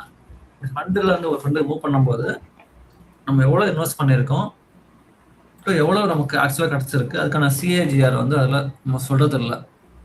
அதெல்லாம் நம்ம வந்து கேட்டிருக்கோம் முன்னாடி. நம்மனா இன்வெஸ்டர்ஸ் குரூப்பில் வந்து ஏற்கனவே என்பிஎஸ் டீமுக்கு வந்து கேட்டிருக்காங்க, இந்த மாதிரி நமக்கு டிரான்ஸ்பரண்டாக கொடுங்க அப்படின்னு சொல்லி. அதை நீங்கள் எப்படி கால்குலேட் பண்ணலாம்னா, உங்களுக்கு அந்த நீங்கள் மாதம் எவ்வளோ பண்ணியிருக்கீங்க அப்படின்னு நீங்கள் இன்ஃபர்மேஷன்ஸ் கொண்டு வந்தீங்கன்னா அதோட இப்போ கரண்ட் வேல்யூ வந்து நம்ம ரிவர்ஸ் அனாலிசிஸ் பண்ணி உங்களுக்கு எவ்வளோ வந்திருக்குன்னு சொல்லி கண்டுபிடிக்க முடியும் சார். ரொம்ப கொஞ்சம் கஷ்டம் தான், பட் இருந்தாலும் பாசிபிள். நம்ம மேனுவலாக பண்ணணும் அதை. Okay. Okay sir. Thank you sir. Thank you very much. Thank you Kumar sir. Yes Muthulakshmi ma'am. Thank you ma'am. Sir excellent session, very nice. எனக்கு ஒரே ஒரு query என்னன்னா, அந்த ETF மியூச்சுவல் ஃபண்ட் ஈக்விட்டிஸ் 3 ஒரு ஸ்லைட்ல மென்ஷன் பண்ணீங்க. அதுல வந்து ETF அண்ட் மியூச்சுவல் ஃபண்டுக்கு இன்னும் கொஞ்சம் லைட்டா ஒரு வாட்டி எக்ஸ்பிளைன் பண்ணா என்ன டிஃபரன்ஸ்னு சொன்னா நல்லா இருக்கும். பிளஸ் இப்போ ஒர்க்கிங் எம்ப்ளாயீஸ்க்கு வந்து அந்த ரெண்டுல எது பெட்டரா இருக்கும்? ஏன்னா ஷேர்ஸ்ல அவங்களால டைரக்டா வாட்ச் பண்ண முடியாதுங்கிறச்ச ETF அண்ட் மியூச்சுவல் ஃபண்ட்ஸ்ல எது பெட்டரா இருக்கும்னு உங்க சஜஷன் சொன்னீங்கன்னா நல்லா இருக்கும் sir. Thank you sir. Thank you ma'am. அது கண்டிப்பாக சொல்ல முடியும் மேம். இப்போ நான் எதுக்கு ஸ்பெசிஃபிக்காக ரொம்ப சொல்லலைன்னா, அது வந்து ஒரு lengthy topic ma'am. So ETF பற்றி எக்ஸ்பிளைன் பண்ணணும்னா, ETF exchange traded fund ma'am. இப்போ உங்ககிட்ட ஒரு சாக்லேட் பாக்ஸ் இருக்குன்னு வச்சுக்கோங்க. அதில் வந்து நிறைய டேரி மில்க் இருக்கு, 5 ஸ்டார் இருக்கு, எல்லா சாக்லேட் இருக்குன்னு வச்சுக்கோங்க. அந்த சாக்லேட் அப்படியே நம்ம கொண்டு போய் கடையில் போய் வாங்கணும்னு வச்சுக்கோங்க. ஒரு பாக்ஸ் கொடுங்க, வாங்கிட்டு வருவோம்ல, பக்கெட்டாக நம்ம வாங்கிட்டு வந்துடுவோம். கரெக்டா ma'am? Hello. Yes sir. So அப்போ வந்து அந்த பக்கெட்டாக நம்ம வாங்கும்போது சம்டைம்ஸ் விலை கம்மியாக இருக்கும், ஒரு இடத்துல விலை கூட இருக்கும். ஆனால் மியூச்சுவல் ஃபண்டுன்றது என்னன்னா, நம்ம பணத்தை இன்னொருத்தர் கொடுத்துருவோம், அவங்க அதை போய் வாங்கிட்டு வருவாங்க, நமக்கு மேனேஜ் பண்ணுவாங்க. ஸோ ETF வந்து நம்மளாம் ஒரு மியூச்சுவல் ஃபண்டை எடுத்துட்டு கொண்டு போய் அதை வந்து ஷேர் மார்க்கெட் ட்ரேட் பண்ணிட்டு இருப்பாங்க, அதை கொண்டு போய் வாங்குறது நம்ம. இப்போ Nifty 50 ஒரு எக்ஸாம்பிள் எடுத்துப்போமே. இப்போ Nifty 50ன்றது வந்து இண்டெக்ஸ். Okay ma'am. அதுக்கான மியூச்சுவல் ஃபண்ட் தனியாக இருக்கு. Nifty 50யோட மியூச்சுவல் ஃபண்ட் வந்து UTI மியூச்சுவல் ஃபண்ட் இருக்காங்க, ICICI கம்பெனி வச்சிருக்காங்க. எல்லாருமே அவங்க தகுந்த மாதிரி ஒரு கம்பெனி வச்சிருக்காங்க. அது வந்து மியூச்சுவல் ஃபண்ட். அந்த வேல்யூ வந்து ஒரு நாளைக்கு ஒரு டைம் தான் சேஞ்ச் ஆகும் நம்ம மியூச்சுவல் ஃபண்ட்ல இன்வெஸ்ட் பண்ணோம்னா. ஆனா ETF இன்வெஸ்ட் பண்ணும்போது அதுக்கான சேமோட வேல்யூ வந்து ஸ்டாக் மார்க்கெட்லயே வந்து லிஸ்ட் பண்ணிருப்பாங்க. அதுக்கு பேர் தான் நிஃப்டி பீஸ்னு சொல்லுவாங்க. Sorry, Nifty bees. அதோட விலை பாத்தீங்கன்னா கோல்ட் பீஸ் அப்படி நிறைய அந்த இது ஐடி பீஸ்லாம் வரும், அதெல்லாம் சொல்றீங்க? ஆமா, அது எல்லாமே வந்து ETF தான், எக்ஸ்சேஞ்ச் ட்ரேடட் ஃபண்ட்ஸ். அந்த ஒரு இண்டெக்ஸ் இருக்குல்ல மேம், அந்த இண்டெக்ஸை அது அப்படியே வந்து ஒரு ப்ராடக்டா மாத்தி ஷேர் மார்க்கெட்ல வந்து ட்ரேடபிள் பண்ணிடுவாங்க. ஒவ்வொரு செகண்டுக்கு அதோட வேல்யூ மாறிட்டே இருக்கும். இப்போ நீங்க மியூச்சுவல் ஃபண்ட்ல வாங்கினீங்கன்னா ஒரு நாள் மட்டும்தான் மாறும். அன்னைக்கு எண்ட் ஆஃப் த பிரைஸ் என்ன வேல்யூ இருக்கோ, Nifty 50யோட வேல்யூ, அந்த வேல்யூ தான் எடுத்துப்பாங்க. ETF அந்த செகண்ட்ல என்ன வேல்யூ இருக்கோ அந்த வேல்யூ கிடைக்கும். இப்போ ஃபார் எக்ஸாம்பிள் Nifty 50யோட இன்னைக்கு வந்து 25,100 வச்சுக்கோங்களேன். நீங்க 10 மணிக்கு நீங்க வாங்கினீங்கன்னா 25,100க்கு ஒரு வேல்யூ இருக்கும். அந்த 25 to 50 rupees இருக்குன்னு வாங்கிக்கலாம். 1 மணிக்கு 240 போகுதுன்னு வச்சுக்கோங்க. முடிக்கும் போது 210க்கு முடியுது அப்படின்னா, நீங்க மொத்தமா வாங்கினீங்க மியூச்சுவல் ஃபண்ட்ல வாங்கினீங்கன்னா நீங்க 210க்கு உங்களுக்கு என்ன மேட்ச் ஆயிருக்கோ, எந்த ரேட்ல முடிஞ்சிருக்கோ அந்த ரேட் தான் உங்களுக்கு யூனிட் அலோகேட் பண்ணுவாங்க. ETF எந்த செகண்டுக்கு வாங்குறீங்களோ அந்த செகண்ட்ல என்ன வேல்யூ இருக்கோ அந்த வேல்யூ தான் உங்களுக்கு அசைன் பண்ணுவாங்க. ஆல்மோஸ்ட் சேம் தான், பட் உங்களுக்கு சேஞ்ச் ப்ராடக்ட் தான் மாறும். இதே மாதிரி இண்டெக்ஸ் ஃபண்ட்ல என்னென்ன இருக்கோ அது பொதுவாக அதுக்கு தான் வந்து ETF இருக்கும். மற்றபடி மியூச்சுவல் ஃபண்ட்ல வந்து டைரக்ட் மியூச்சுவல் ஃபண்ட்ஸ் தனியாக இருக்கு. இந்த மாதிரி இண்டெக்ஸ் ETF இல்லாத நிறைய ஃபண்ட்ஸ் வந்து மியூச்சுவல் ஃபண்ட்லேயே இருக்கும். தீமேட்டிக் ஃபண்ட் எல்லாம் எதுவுமே ETF இருக்காது. சொல்லுங்க. இப்போ வொர்க்கிங் எம்ப்ளாயீஸ்க்கு அப்போ வந்து மியூச்சுவல் ஃபண்ட் பெஸ்ட் இல்லையா சார்? ஆமாங்க மேடம். ஓகே. ஆனா அது வந்து நீங்க இப்போ இமிடியேட்டா உங்களுக்கு என்ன உங்களுக்கு என்ன மியூச்சுவல் ஃபண்ட்னு சொல்லி வரும் மேடம். இப்போ நான் வந்து உங்களுக்கு மியூச்சுவல் ஃபண்ட் தான் பெஸ்ட். எஸ், எங்களுக்கும் நான் தான் பிளான் பண்ணேன். என்னோட 75% ஆஃப் இன்வெஸ்ட்மெண்ட் வந்து மியூச்சுவல் ஃபண்ட் மூலமா தான் போயிட்டு இருக்கு. பட் அதுல என்ன ட்விஸ்ட்னா, எந்த மியூச்சுவல் ஃபண்ட் எப்போ வாங்குறது அதில் ட்விஸ்ட் மேம். அதுக்கு வந்து நம்ம ஃபர்தரா பர்சனலா உங்களோட கரண்ட் ஃபினான்ஷியல் ஸ்டேட்டஸ் என்ன, உங்களோட மந்த்லி இன்கம் எவ்வளவு, அதுல வந்து நீங்க எவ்வளவு மந்த்லி சேவ் பண்ண முடியும், உங்களோட ஃபினான்ஷியல் கோல்ஸ் என்ன, அது தகுந்த மாதிரி நமக்கு உங்களுக்கு வந்து என்ன மியூச்சுவல் ஃபண்ட் வேணும்னு நான் சொல்ல முடியும் ma'am. Okay sir. Thank you sir. Further டீடைல்ஸ்னா நீங்க லவண்யா மேம் கிட்ட கேளுங்க, அவங்க டீடைலா சொல்லுவாங்க. Sure sir. Thank you Muthulakshmi ma'am. இன்னும் கொஞ்சம் அந்த क्वेश्चन மூலமா இன்னும் ஒரு கிளாரிட்டியான பாயிண்ட்டும் கிடைச்சிருக்கு. S, thank you ma'am. ஸோ இந்த டைம்ல வெங்கட்ராமன் சார் ஹேண்ட் ரைஸ் பண்ணிருந்தீங்க சார். வெங்கட்ராமன் சார். ஆமா madam. Thank you madam. Thanks for opportunity. Sir, எனக்கு ஆக்சுவலா ஒரு சின்ன கிளாரிபிகேஷன் கொடுக்கறதுக்காக தான் நான் வந்து ஹேண்ட் ரைஸ் பண்ணியிருந்தேன். இப்போ நீங்க ஒரு பாயிண்ட்ல சொன்னீங்க, இந்த யூனிட் லிங்க்டு இன்சூரன்ஸ் பிளான்ஸ் வந்து சரியான ஒரு காரணத்துக்காக பண்றாங்களா அப்படின்னு நம்ம கேட்டுட்டு இருக்கோம். அதை வந்து ஒரு சின்ன கிளாரிபிகேஷன் கொடுக்க வேண்டியது, ஏன்னா நான் அந்த யூனிட் லிங்க்டு இன்சூரன்ஸ் பிளானோட அட்வைசரா இருக்கிறதுனால I just wanted to clarify. இது என்னுடைய சொந்த கருத்து. இன்னைக்கு இருக்கிற மக்கள் வந்து இளைய தலைமுறை அப்படின்றவங்க வந்து பல வித மோகத்துல இருக்காங்க. இன்னைக்கு ஒன் ஸ்டாப் ஷாப் அப்படின்ற ஒரு கான்செப்ட்ல இருக்காங்க. ஒரு இடத்துல போனா எல்லாமே எனக்கு கிடைக்கணும் அப்படின்றாங்க. இப்ப வந்து ஒரு பொதுத்துறை நிறுவனமான லைஃப் ஆயுள் காப்பீட்டு நிறுவனம் சொல்லக்கூடிய லைஃப் இன்சூரன்ஸ் கார்பரேஷன் தன்னுடைய பங்கை ஆரம்பிக்கும் போது வேறு விதமா ஆரம்பிச்சிருந்தாங்க. ஆனா சில மிஸ்கால்குலேஷன்ஸ் ஆர் லைக் பொய் பறந்து போகும், உண்மை ஊர்ந்து போகும் சொல்லுவாங்க. அப்ப இன்னைக்கு யாரை கேட்டாலும் என்ன சொல்லிட்டு இருந்தாங்கன்னா, செத்ததுக்கு அப்புறம் தான் பணம் கொடுப்பாங்க அப்படின்ற ஒரு கான்செப்ட முதல்ல சொல்ல ஆரம்பிச்சாங்க. ஆனா உண்மையிலேயே வாழும் போதும் வாழ்க்கைக்கு பிறகும் அப்படின்றது அதோட கான்செப்ட். அதுலயே ஒரு அருமையான ஒரு நிறைய பிரைவேட் இன்சூரன்ஸ் ஸ்கீம்ஸ்லயுமே நிறைய ஒரு கான்செப்ட்ஸ் எல்லாம் இருக்கு. அதுல வந்து யானை இருக்கும் போதும் 1000 பொன், இறந்த பின்னும் 1000 பொன் அப்படின்வாங்க. அந்த மாதிரி சில கான்செப்ட்ஸ் எல்லாம் அதுல இருக்கு. யூனிட் லிங்க்டு இன்சூரன்ஸ் இன்னைக்கு ஜென்சி கிட்ஸுக்கு எல்லாமே ஷேர் மார்க்கெட், ஸ்டாக் மார்க்கெட் அப்படின்ற இதுல வந்து ஒரு அஃபினிட்டி இருக்கிறதுனால யூனிட் லிங்க்டு இன்சூரன்ஸ் பிளான் வந்து ஒரு தப்பான ஒரு பிளானோ ஒரு மிஸ்கான்செப்டோ கிடையாது. அவங்க என்ன சொல்ல வர்றாங்க அப்படின்றது ஒரு சின்ன ஒரு எக்ஸ்பிளனேஷன் கொடுத்துறேன். இன்னைக்கு நம்ம இன்வெஸ்ட் பண்ற பணம் ஒரு ஃபேமிலியில ஒரு 1 lakh இன்வெஸ்ட் பண்றாங்க அப்படின்னு சொன்னா அதோடைய கான்செப்டே என்ன இருக்குன்னா ஹையர் த ஃபண்ட் வேல்யூ அப்படின்ற ஒரு கான்செப்ட்ல தான் கொடுக்குறாங்க. பட் கட்டிக்கிட்டே வரும்போது நடுவில் ஏதாவது ஒரு அசம்பாவிதம் நடந்தால் அந்த இடத்துல அந்த இன்சூரன்ஸ் கம்பெனி அப்படின்னு சொல்ல போறது, நான் சார்ந்து இருக்கிற எல்ஐசியை மட்டும் நான் எடுத்துட்டு பேசுறேன், அந்த கம்பெனி என்ன கொடுக்குது அப்படின்னு கேட்டா 20 times or 10 times depends upon the age on the scheme what they have selected. அதுல வரும்போது அந்த ஃபண்ட் வேல்யூவோட ஜாஸ்தியா இருக்கும்போது இன்சூரன்ஸ் பணம் கிடைச்சிரும். ஆனா இப்ப யாராவது ஒருத்தர் நம்ம நம்ம இன்வெஸ்ட்மெண்ட் பண்ணியிருக்கோம்னா அந்த இடத்துல நம்ம சொல்ல போற இந்த 12% வட்டியும் 16% வட்டியும் தொடர்ச்சியா கிடைக்கிறதா அப்படின்னு கேட்டா கிடையாது. அப்போ இன்னைக்கு இன்சூரன்ஸ் பிளானும் கரெக்டா தான் இருக்கு. யூலிப் இஸ் ஆல்சோ குட் சாய்ஸ்ன்றது இதை வந்து பதிவு பண்ண விரும்புறேன் sir. Thank you very much sir. Nothing offending. இதுல மாற்று வழியின் சிந்தனைன்னு சொல்லுவாங்க. நீங்க சொன்னதெல்லாம் கரெக்ட். முன்னாடி இருந்துச்சு, இன்னைக்கு மாத்திட்டாங்க. இன்னைக்கு போஸ்ட் ஆபீஸ்க்கு உள்ள போனோம்னா போஸ்ட் ஆபீஸ்ல போஸ்ட் லெட்டர் அனுப்புறதுக்கு மட்டும் போறது இல்ல, எல்லா விதமான சேவையும் அவங்க கொடுக்குறாங்க. உங்களுக்கு கங்கை நீர் வேணாலும் அதுக்கு தீபாவளிக்கு கிடைக்கிறதுக்கு அதுவும் கிடைக்குது. அப்போ நம்ம டாக்ஸும் ஃபைல் பண்ணதும் போஸ்ட் ஆபீஸ்ல பண்ணியிருக்கோம். இப்போ ஒருத்தர் இன்னைக்கு எல்லாத்தையும் சேர்த்து பண்ண வேண்டிய சூழ்நிலை இருக்கிறதுனால அந்த கான்செப்டுக்கு தள்ளப்பட்டிருக்காங்க இன்னைக்கு. தேங்க்யூ. Correct sir. சரி, நீங்க சொல்றதை வந்து அண்டர்ஸ்டாண்ட் பண்ணிக்கிறோம் சார். ஆனா இப்போ யூனிட் லிங்க் பிளான்ல பாத்தீங்கன்னா, நீங்க இருக்கீங்க இப்படிதான் ஒரு சிலது நம்ம உண்மையை உடச்சு பேசுற மாதிரி தான் ஆகுது. யூனிட் லிங்க்ல பிளான்ல பாத்தீங்கன்னா, இப்போ ஒரு 10,000க்கு நம்ம இன்வெஸ்ட் பண்ணணும்னு வச்சுக்கோங்களேன். டேர்ம் இன்சூரன்ஸ் எடுத்தோம்னா, சப்போஸ் நானே எடுத்துக்கிறேன், ஏன்னா நானே இறந்து போயிட்டா கூட என் ஃபேமிலிக்கு 1 crore 2 crores வந்து 10,000 rupees 20,000 rupees per yearல வந்து கிடைச்சிடும். பட் அதே அமௌண்ட்டை வந்து நான் யூனிட் லிங்க் பிளான்ல பண்ணணும் அப்படின்னா கண்டிப்பா கிட்டத்தட்ட 30 லட்சம் 40 லட்ச ரூபா பெர் இயருக்கு நான் பே பண்ற மாதிரி வருது. ஸோ அது வந்து என்னோட பாயிண்ட் ஆஃப் வியூல பாத்தீங்கன்னா வாழ்க்கைக்கு பிறகு வந்து அதை வந்து யூஸ் பண்ண முடியாதுன்றதுதான் ரொம்ப ஒரு அன்பார்ச்சுனேட் சுச்சுவேஷனா இருக்கு. அதே நேரத்துல அதோட வர ரிட்டர்னும் வந்து பாத்தீங்கன்னா பை கம்பேரிங் டு ரிஸ்க் எடுத்து நம்ம சப்போஸ் அந்த செத்து போகாம இருந்து தவிர எடுத்துட்டா கூட அந்த கிடைக்கிற அமௌண்ட் வந்து ரொம்ப கம்மியா இருக்கிற மாதிரி ஒரு ஃபீல் இருக்கு.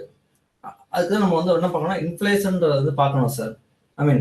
இது நான் உங்களை அஃபண்ட் பண்றதுக்காக, நீங்க அந்த ஃபீல் இருக்காங்க அஃபண்ட் பண்றதுக்காக சொல்ல வரல. ஒரு ஸ்டேஜ்ல வந்து பாத்தீங்கன்னா இது வந்து ஒரு லாங் டேர்ம் டிரான்ஸ்ஃபர்மேஷன் தேவைப்படுது, மக்களுக்கு வந்து ஒரு எஜுகேஷன் தேவைப்படுது, அவேர்னஸ் தேவைப்படுறதுக்காக நம்ம சொல்ல வரோம். ஒரு ஸ்டேஜ்ல வந்து பாத்தீங்கன்னா அமெரிக்கால இல்ல எல்லா இடத்துலயும் பாத்தீங்கன்னா குதிரை வண்டி இருந்துச்சு. குதிரை வண்டி இருந்தப்போ எல்லாரும் குதிரை வண்டி தான் போனாங்க. ஒரு ஸ்டேஜ் என்ன ஆயிடுச்சு, குதிரை வண்டியில இருந்து அடுத்த ஸ்டேஜ்க்கு எல்லாரும் பைக் வந்தாங்க. இப்ப எல்லாரும் யாருமே குதிரை வண்டி யூஸ் பண்றது இல்லை, எல்லாரும் கார்ல தான் போயிட்டு இருக்காங்க. உபர், டாக்ஸி அப்படிதான் போயிட்டு இருக்கு. அதேதான் இந்த மாதிரி லெகசி பிளான்ல இருந்து மாடர்னைஸ்ட் பிளானுக்கு மூவ் பண்ணணுன்றதுதான், ஒரு அவேர்னஸ் கொடுக்கணுன்றதுதான் ரெக்குயர்மெண்ட். இதுக்கான ஸ்டடீஸ் வந்து நான் எப்படி கத்துக்கிட்டேன்னா, யூஎஸ்ல வந்து இருக்கும்போது ஒரு 4 years இதுக்கான ஸ்டடீஸ், இது வந்து எப்படி எக்கனாமிக் ஒர்க் பண்ணுது, இது வந்து எப்படி நமக்கு வந்து பீப்புள் அவேர்னஸ் இன்க்ரீஸ் பண்ணலாம்னு சில கோர்ஸ்லாம் படிச்சதோட ஒரு அண்டர்ஸ்டாண்டிங் தான் இப்போ எக்ஸ்பிளைன் பண்ணேன். மேபி உங்களுக்கு அந்த நாலேஜ் இருக்கலாம், பட் நீங்களும் அது வந்து வெளியே வந்து யூலிப்னால ஒரு இப்போ உங்களுக்கே ஒரு யூலிப் எடுத்தீங்கன்னா அதுக்கான வர ரிட்டர்ன் வந்து உங்களுக்கு வந்து என்னஃபா அப்படின்னு நீங்க கால்குலேஷன் பண்ணி பார்த்தீங்கன்னா உங்களுக்கே அது தெரியும் சார். உங்களுக்கு இன்னும் டவுட்டா இருந்துச்சு நீங்க தனியாக என்ன பேசலாம். I will try to explain. how the UNIP is working. நான் அது வந்து எப்படி வந்து கஸ்டமருக்கு நீங்க வந்து உங்க சைடுல எல்ஐசில இருந்து விட்டுருங்க. ஒரு கஸ்டமருக்கு அதோட ரெக்குயர்மெண்ட் வந்து சேவ் பண்ண முடியுதா, அது வந்து என்னப்பா அப்படின்றது நம்ம வந்து பார்க்கணும். அதை நம்ம டிஸ்கஸ் பண்ணலாம் சார். அங்கிட்டு sir. Thank you. Thank you sir. Thank you Venkat sir. Thank you, sir. That question.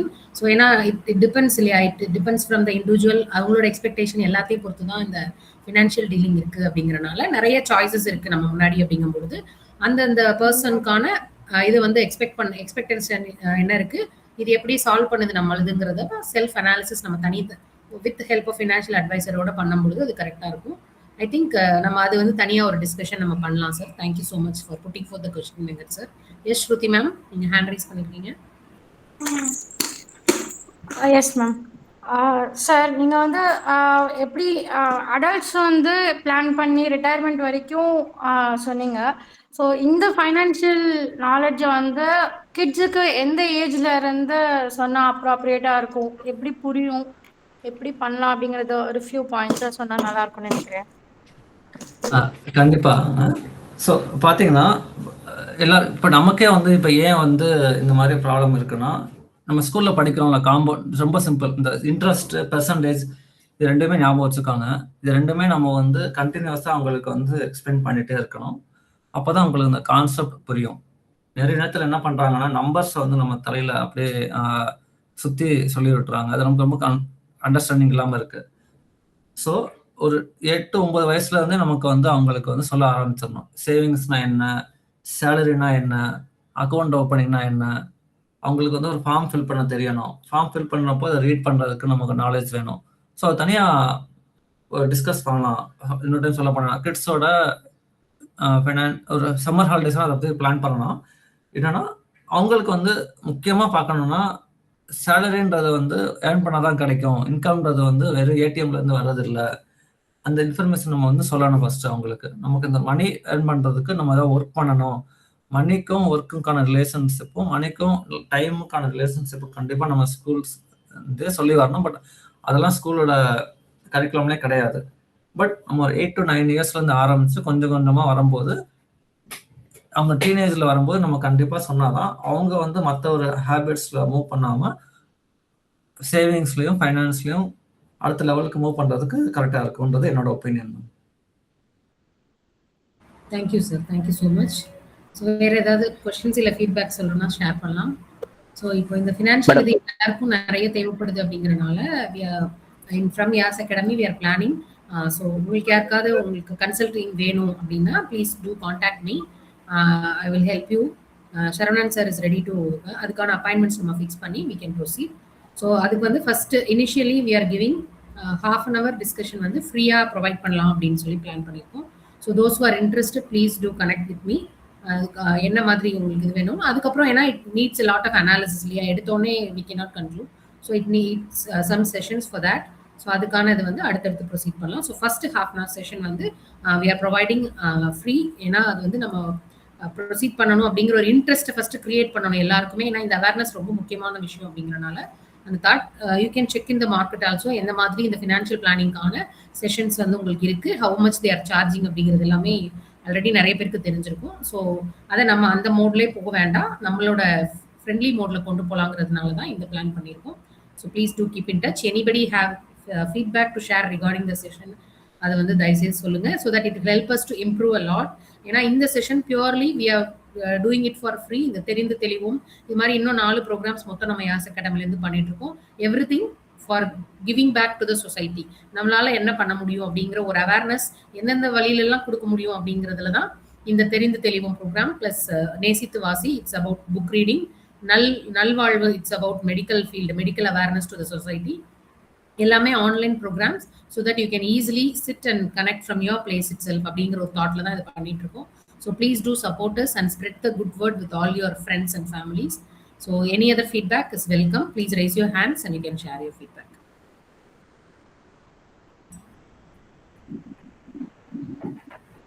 Hello ma'am. Yes Susha ma'am, please. Ma'am ரொம்ப இன்ஃபர்மேட்டிவா இருந்தது மேம். எல்லாருமே வந்து சம்பாதிக்கிறோம், சேவ் பண்றோம், செலவு பண்றோம் அப்படின்ற அந்த ஆஸ்பெக்ட்ல தான் இருக்கோம். இப்போ அதுவும் இந்த ஜென்ரேஷன்ல இருக்கிற குழந்தைங்களுக்கு வந்து அந்த மணி எப்படி ஜென்ரேட் பண்றது, இன்னும் ஃபர்தரா அதை இது பண்றதுன்ற அந்த ஐடியாவே இல்லாம தான் இருக்கும். அப்படி இருக்கிறது இந்த மாதிரி செஷன்ஸ் வந்து வர்றது வந்து ரொம்பவே வெல்கம் இருக்கு. ஸோ குழந்தைங்களுக்கும் அந்த அவேர்னஸ் கொண்டு போகணும் அப்படிங்கிறது ரொம்ப அழகாக சார் சொன்னாரு. ஸோ எல்லாருமே பிக்கி பேங்க்ல சேர்த்து வைக்கிறதா பணம், அதுதான் இன்வெஸ்ட்மெண்ட் நினைக்கிறோம். அப்படி இல்லாம ஃபர்தரா அதை எப்படி பில்டப் பண்ணுன்ற அந்த ஐடியாவை நல்லாவே கொடுத்தாரு. And also saving in multiple baskets அது வந்துட்டு நம்ம கொண்டு வரணுங்கிறது சார் ரொம்ப அழகா சொன்னாரு. ரொம்ப thank you sir. Thank you Usha ma'am. Thank you. Yes வணக்கம் ma'am. Ma'am. Yes ma'am, please பேசலாமா? நான் பிரபாவதி பேசுகிறேன் மேம், ஹைதராபாத்ல இருந்து. இந்த நிகழ்ச்சி நான் முழுசா பார்க்க முடியல, இப்போ தான் பார்த்தேன் குரூப்பில், அதுலேருந்து வந்து ஜாயின் பண்ணேன். இது ரொம்ப இப்போ அவசியமாக இருக்குது. ஐடி கம்பெனியில் இருக்கவங்க கூட எங்கே இன்வெஸ்ட் பண்ணணும்னு தெரியாமல் அவங்க முடிச்சுட்டு இருக்காங்க. அது ப்ராப்பராக பண்ண தெரியலையே, டைமும் இல்லை அதை தெரிஞ்சுக்கிறதுக்கு. அப்படிங்கிறப்ப கொஞ்சம் எங்களுக்கு கைடன்ஸ் வேண்டியது இருக்குது. இதை எப்படி காண்டாக்ட் பண்ணுறது? உங்கள் நம்பர் இருக்குமா? எப்படி தெரிஞ்சு? Yes ma'am. ஸோ நீங்கள் எந்த குரூப்லேருந்து ஜாயின் பண்ணீங்க மேம்? நான் காரை பாரதி தமிழ் சங்கத்தில் இருந்து. ஓ, ஓகே, ஃபைன் ஃபைன், சரிங்க மேடம். உங்கள் நேம் சொல்லுங்கள், நான் அதுலேருந்து எடுத்துகிட்டு உங்களுக்கு மெசேஜ் பண்ணுறேன் மேம். பிரபாவதி ராஜா, ஹைதராபாத். ஓகே, இதே நேமில் தான் இருக்கும் இல்லைங்களா? சரிங்க மேம், நான் ஆமாம். உங்களுக்கு காண்டாக்ட் பண்ணுறேன். S ma'am. Thank you ma'am. Thank you so much for joining. I will message you now, right now. Thank you ma'am. Anybody else, please share your feedback. Yes. Kasturi ma'am, Vivekanandan sir, Nitya ma'am. Okay. Kannan sir. Okay. So then, yes sir, please.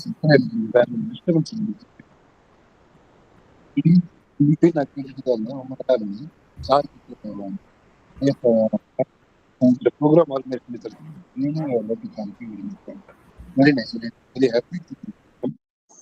Okay, I will get you back. Thank you, ma'am. Thank you, sir. Thank you so much. So thank you all for the wonderful participation. So please do get in touch with me. If you need that consulting, please do get in touch with me. I'll help you out. Thank you all so much. Thank you, Sharanan sir. Thank you, Shruti ma'am. Thank you so much for accepting this and taking your time preparing. இங்கே வந்து present பண்ணி different time ஜோனில் இருந்தாலும் I have to give something to my society அப்படிங்கிற ஒரு தாட்டில் தான் எனக்கு connect ஆனோம்.